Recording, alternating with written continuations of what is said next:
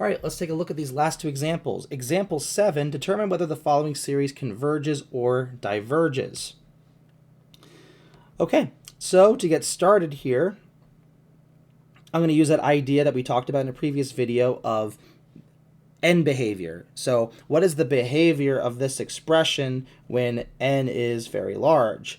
This is sort of like a brainstorming activity. So when n is very large, this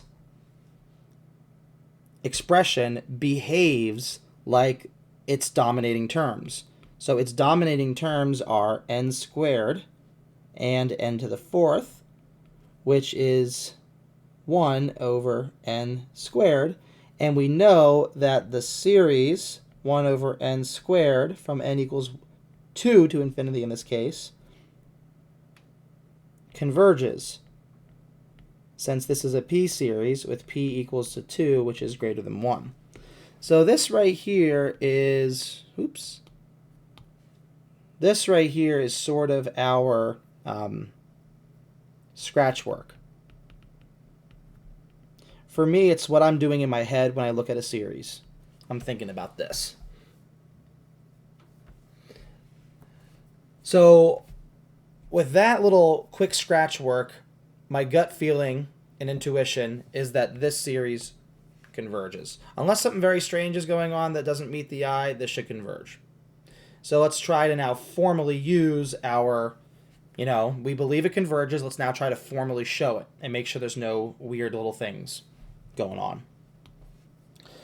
Okay, so to do this, we need to actually think about this expression here that we have, our given expression. How is this related to this expression? Is it greater than it? Is it less than it? That's what we have to do. So I would then start with this inequality, n squared over n to the fourth minus n minus 1. And I would say to myself, well, if I take these two terms and get rid of them, I am effectively making the denominator larger.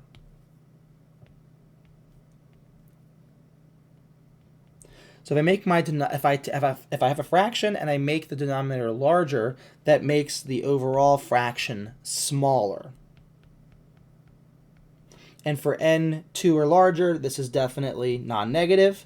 So this gives us the inequality 0 is less than or equal to 1 over n squared, which is less than or equal to n squared over n to the fourth minus n minus 1. Now we already know that the series of 1 over n squared converges. But for direct comparison to work, we would need the larger series term to converge. That would force the smaller one to converge. Unfortunately, this order here is reversed. It's not the right direction. The smaller series term converging does not force the larger series term to converge. So direct comparison fails. So I'm just going to say direct comparison test fails. Use the limit comparison test. So here, remember that our given sequence is always a sub n, and our chosen or found sequence is always b sub n. So in this case, we started with our given sequence term, or our series term, the sequence n squared over n to the fourth minus n minus 1. And from that, we argued that we can compare it to 1 over n squared, and that would be a reasonable thing to do. So this here is our chosen or found series term, the sequence 1 over n squared. So for the limit comparison test, we have to calculate this limit of the given over the chosen as n goes to infinity.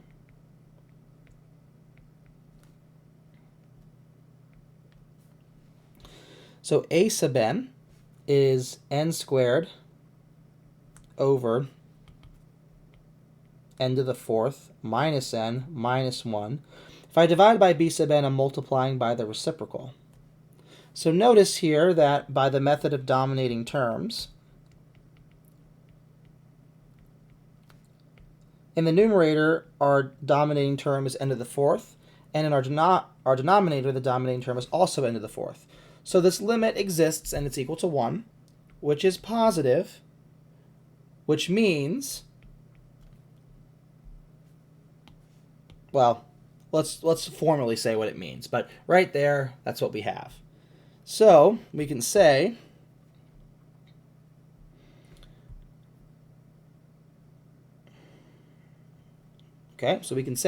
since the limit is greater than 0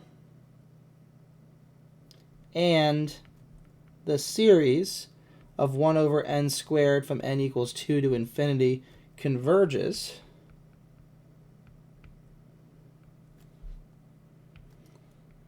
by the limit comparison test, so must our given series from n equals 2 to infinity, n squared over n to the fourth minus n minus 1.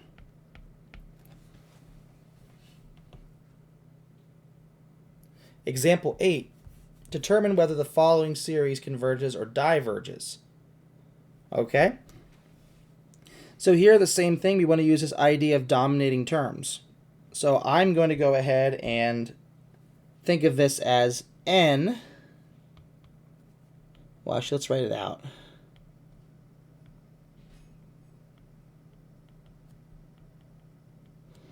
This should behave like n over n to the 7/3. Remember that a cube root is just the same thing as a 1/3 power. So the dominating term inside the cube root is n to the 7th, but then that cube root is affecting it, so it will behave like this n to the 7th, so 7/3. Furthermore, we can simplify this.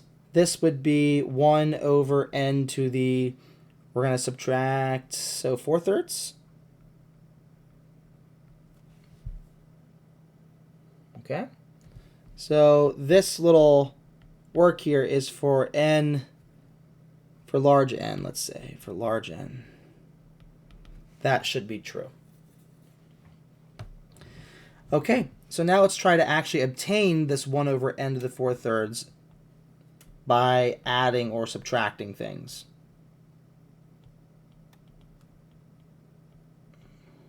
Okay, so if I get rid of, well, actually, here's the thing that's interesting. The inequality, if we go back and we look at the limit comparison test, the limit comparison test does not require an inequality. Direct comparison does. So you can try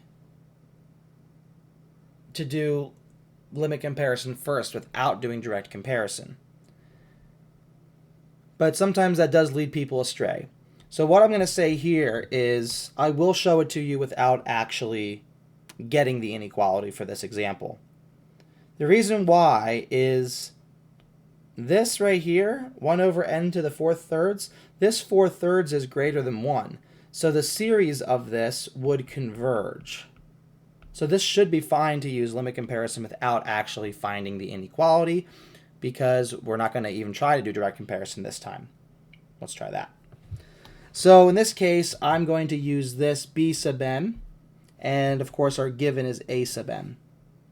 So I'm going to compute the limit as n goes to infinity of a sub n over b sub n.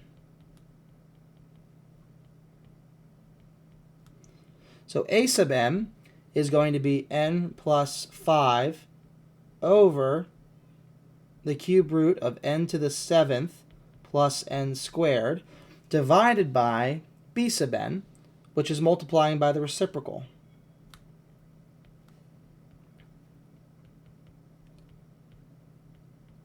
So now if we think about distributing this, but not actually doing it, if I were to distribute this n to the 4/3 to the numerator, I would really have an n times n to the 4/3, and that would give me my dominating term. So 1 plus 4/3 is exactly 7/3. So the dominating term would be n to the 7/3. Downstairs, the dominating term is n to the 7/3. So this is equal to 1. And that's going to be exactly what we need. So we can say, since the limit was greater than 0, and the series of 1 over n to the 4/3 from n equals 1 to infinity converges. Again, we should provide justification. Why does it converge? It is a p-series with p equal to 4/3, which is strictly bigger than 1.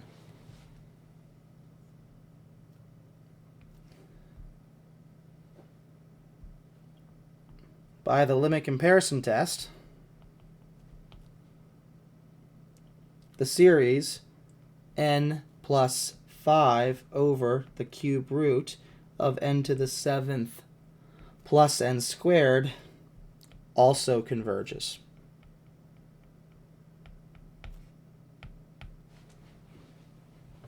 And there we go.